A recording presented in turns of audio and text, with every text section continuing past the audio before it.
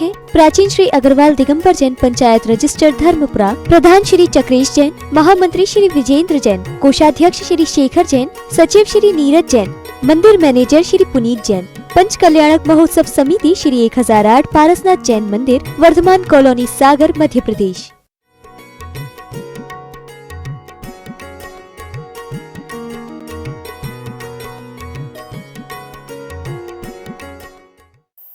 उस विचारधारा को समीचीन बनाने के लिए वो हमेशा ऐसा कार्य करती रहती, समझाती है, बुझाती है, तामसता भी ना आए, अज्ञानता भी ना आए, इसलिए ज्ञान ज्योति को लाने का काम करती है, तिमिर तामसता मिटाती है, अज्ञान के तिमिर को मिटाने का काम करती है, जीवन को जागृत करती, सोई हुई चेतना को जगाने का काम अगर करे तो वह अबला कहलाती है। ये अबला शब्द की व्याख्या, नारी को अबला भी कहा जाता है, अथवा दूसरी तरफ से और कहते हैं, जो पुरुष चित्त की वृत्ति को विगत की दशा से, आगत की आशाओं से, विगत की यानी जो बीत चुका उसकी दशाओं से और आगत की आशाओं से, जो आने वाला है उसके बारे में आशाओं से पूरी तरह हटाकर अब यानी आगत वर्तमान में लाती है। अब जैसे अपन कहते, अब बताओ तुम क्या करना है,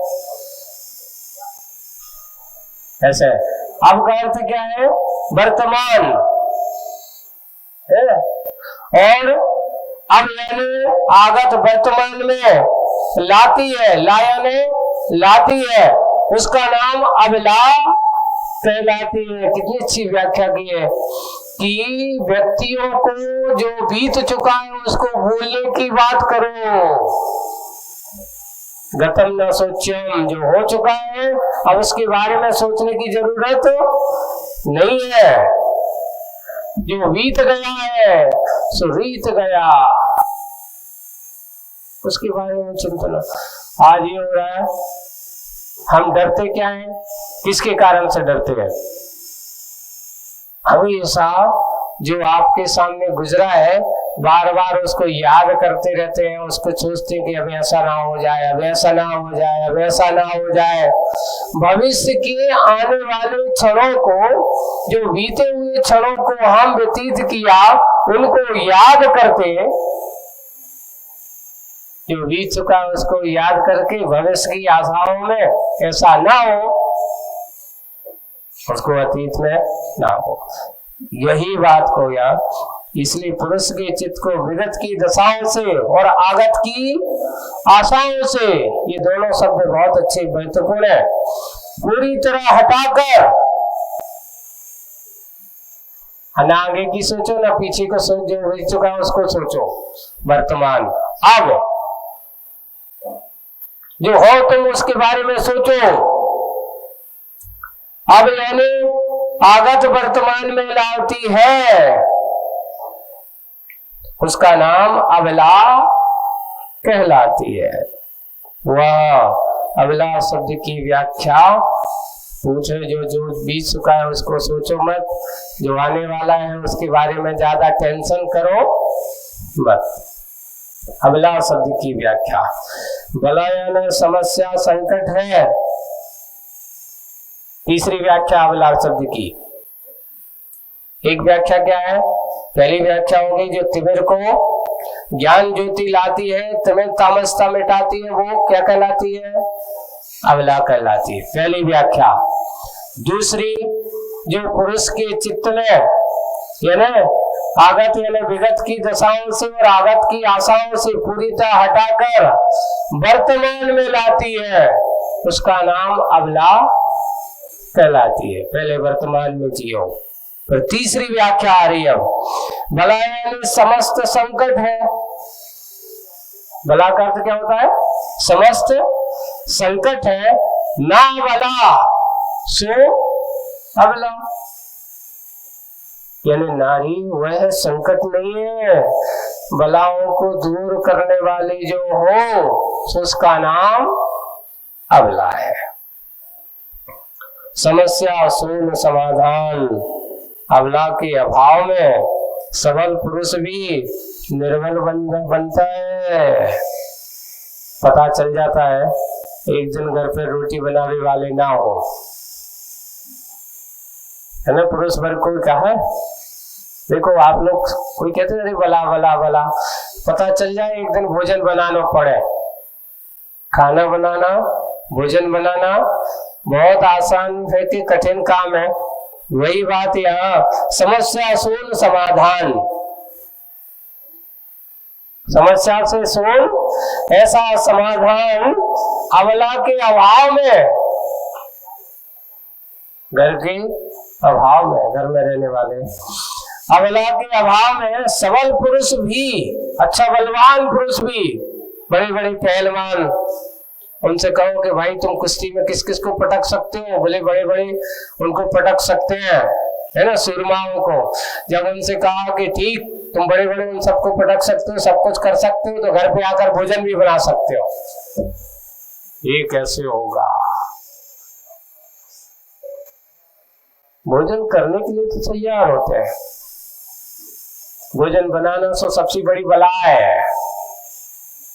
अरे जो काम हमारा कैसे होगा, ये काम ऐसे कैसे होगा? सोच लो कि तुम्हारी सबसे बड़ी बलाई को दूर करके समस्या में समाधान कर देते हैं, तो उसका नाम अबला। ये अबला शब्द की व्याख्या समस्या शून्य समाधान, अबला के अभाव में सबल पुरुष भी निर्बल बनता है, निर्बल बनता है। समस्त संसार ही फिर समस्या समूह सिद्ध होता है, वह समस्त संसार ही फिर समस्या समूह सिद्ध होता है। इसलिए स्त्रियों का यह अबला नाम सार्थक है। क्या है? अबला नाम सार्थक है। इस प्रकार अबला शब्द की व्याख्या यहाँ पर मुखमाटी में नारी की गई। अब आता है अगला नाम, कु यानी पृथ्वी, कु यानी पृथ्वी, माँ यानी लक्ष्मी, माँ यानी लक्ष्मी, और री यानी देने वाली, देने वाली। इससे कुल मिलाकर भाव निकलता है कि यह धरा संपदा संपन्न तब तक रहेगी, यह धरा संपदा संपन्न जब तक रहेगी जब तक यहाँ कुमारी रहेगी। कुमारी शब्द की व्याख्या है और कुमारी भी है। यह धरा संपदा संपन्न जब तक रहेगी जब तक यहाँ कुमारी रहेगी। यानी यही कारण है कि संतों ने प्राथमिक मंगल माना है, संतों ने प्राथमिक मंगल माना है लौकिक सब मंगलों में। अपने लिखा है कुमारी कन्या, उसके लिए प्राथमिक कार्यों में, जैसे कि आप देखते हो कि अपन कोई भी कार्य करते हैं तो कोई भी ऐसा मंगलिक कार्य करते तो या तो सौभाग्यवती नारी या कुमारी कन्या की कर कमलों से इस कार्य को कराना मंगल का द्योतक होता है। ऐसा ये इस प्रकार मंगलमय लौकिक मंगलों में सब मंगल है, अर्थात धर्म अर्थ और काम पुरुषार्थों से गृहस्थ जीवन शोभा पाता है। इन पुरुषार्थों के समय प्रायः पुरुष ही पाप का पात्र होता है, वह पाप पुण्य में परिवर्तित हो, इसलिए इस हेतु स्त्रियां प्रयत्नशील रहती हैं सदा। पुरुष की वासना संयत हो पुरुष की उपासना संगत हो, यही काम पुरुषार्थ निर्देश हो, बस इसी प्रयोजन बस वह गर्भ धारण करती है। वह क्या करती है? गर्भ धारण करती है। संग्रह व्यक्ति अपव्यय रोग से पुरुष को बचाती सदा, अर्जित अर्थ का समुचित वितरण करके दान, पूजा, सेवा आदि सत्कर्मों को, गृहस्थ धर्म को सहयोग दे पुरुष से कराकर धर्म परंपरा की रक्षा करती, यो स्त्री शब्द स्वयं गुनगुना रहा है। ये स्त्री शब्द की व्याख्या है। किसको कहते हैं स्त्री? वह जो धर्म, अर्थ, काम, पुरुषार्थों में गृहस्थ जीवन की शोभा प्रदान करती है, सबसे पहला कारण। दूसरा, पुरुष को हमेशा पाप से हटा करके पुण्य में परिवर्तित कराने वाली होती है। तीसरा, वह अपनी पुरुष की वासनाओं को संयत करके एक पुरुष को सच्ची उपासना में लगाने वाली होती है। तीसरा, और फिर प्रयोजनवश गर्भ धारण करके अपनी संग्रह व्यक्ति का अपव्यय रोग को अर्थ पुरुष को बचाती है, और अर्जित अर्थ के कारण से धीरे धीरे धीरे थोड़ा थोड़ा ले करके दान, पूजा आदि, सेवा आदि सत्कर्मों में गृहस्थ धर्म को सहयोग दे पुरुष से कराकर धर्म परंपरा की रक्षा करती है। कौन सी परंपरा की? धर्म की परंपरा की रक्षा करती है। यो स्त्री शब्द ही स्वयं गुनगुनाता है, अपने गुनगुना रहा है, कह रहा है कि सा यानी सम, शील, संयम, सम, शील, संयम है। त्रि यानी तीन, जिनके सम यानी शील, संयम है तीन। तीन अर्थ क्या है? धर्म, अर्थ, काम। ये पुरुषार्थों में पुरुष को कुशल संयत बनाती है, सो स्त्री कहलाती है।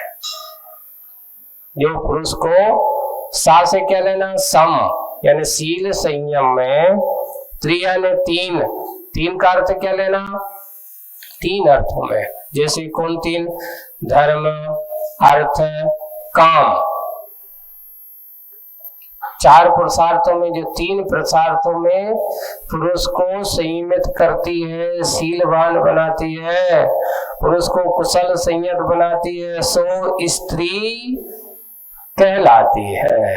ये स्त्री शब्द की व्याख्या मूक माटी में ऐसा हुआ है, यानी तीन पुरुषार्थ है। सबसे पहले पुरुषार्थ का नाम जो पुरुष के माध्यम से प्रथम पुरुषार्थ किया जाता है, तो उसका नाम है धर्म पुरुषार्थ। और धर्म पुरुषार्थ के बाद फिर जीवन निर्वाह के लिए कौन सा पुरुषार्थ होता है?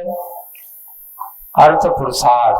कुल परंपरा को चलाने के लिए कौन सा पुरुषार्थ हुआ करता है? काम पुरुषार्थ। और अपने आप के स्वरूप को पाने के लिए मोक्ष पुरुषार्थ। आत्मिक सुख की अनुभूति, आत्मिक सुख को प्राप्त करना हो तो मोक्ष पुरुषार्थ। ऐसे चार पुरुषार्थों का कथन स्त्री शब्द कह रहा है कि जो तीन सम, सा से कह लेना सम, समीचीन रूप से समशीला, शील, संयम वाली तीन पुरुषार्थों में पुरुष को कुशल संयत बनाती है, सो स्त्री कहलाती है। ये स्त्री शब्द की व्याख्या हुई है। अब आ रहा है, ओ सुख चाहने वालों सुनो, सुख की चाय रखने वालों सुनो।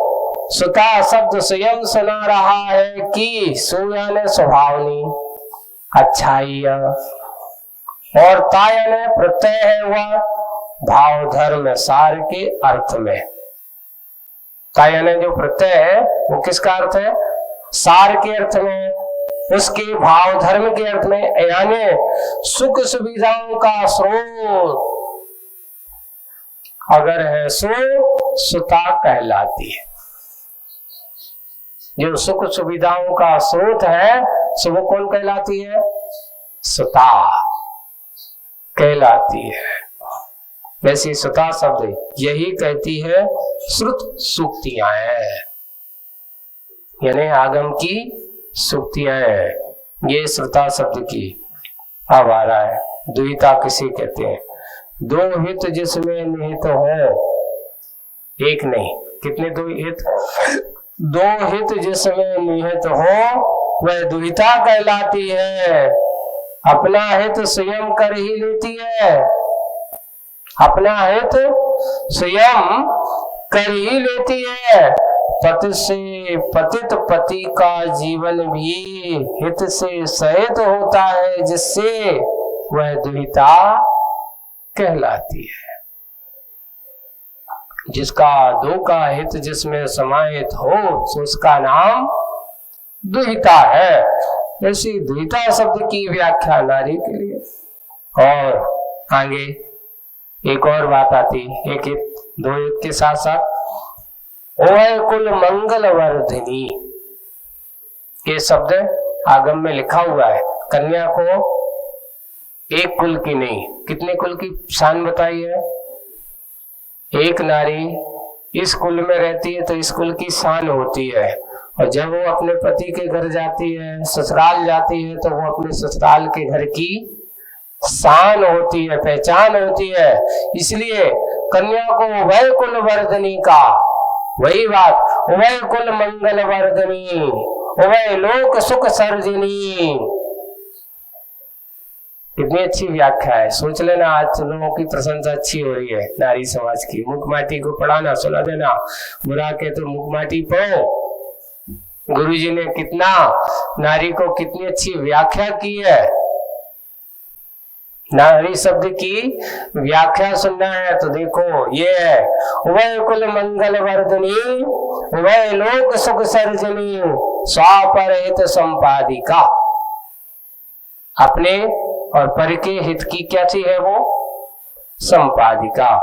कह रही कहीं रहकर किसी तरह भी हित का दोहन करती रहती है, सो दुहिता कहलाती है। हमेशा एक ही काम, सबके हित का दोहन करते रहना, इसका नाम दुहिता कहलाती है। हमें समझना है, बहुत अच्छा, हमें समझना है मातृत्व शब्द का महत्व भी। किसी कहते हैं मातृत्व, मातृत्व शब्द भी प्रमाण का अर्थ होता है ज्ञान। प्रमाण का अर्थ होता है ज्ञान। प्रमेय यानी ज्ञेय, कोई भी जिसे अपन जानते हैं, ज्ञान जानने वाला है, और किसको जानने वाला? जिसको अपन जान रहे हैं, तो उसको कहते हैं प्रमेय। प्रमेय यानी ज्ञेय। और प्रमाता जो ज्ञाता कहते हैं संत, जिसे कौन जान रहा है, जानने वाला कौन, तो उसका नाम है प्रमाता। जो जानने वाला है वो है प्रमाता है, जिसे कहते हैं ज्ञाता। ज्ञाता कहते हैं संत, यानी जानने की शक्ति वह मातृत्व तत्व के सिवा अन्यत्र कहीं भी उपलब्ध नहीं होती, जिसके अंदर देखिए आप प्रमाणपन भी है, प्रमेयपन भी है, और ज्ञाता भी है। ज्ञान, ज्ञेय और ज्ञातापन जिसके पास हो वह मातृत्व है।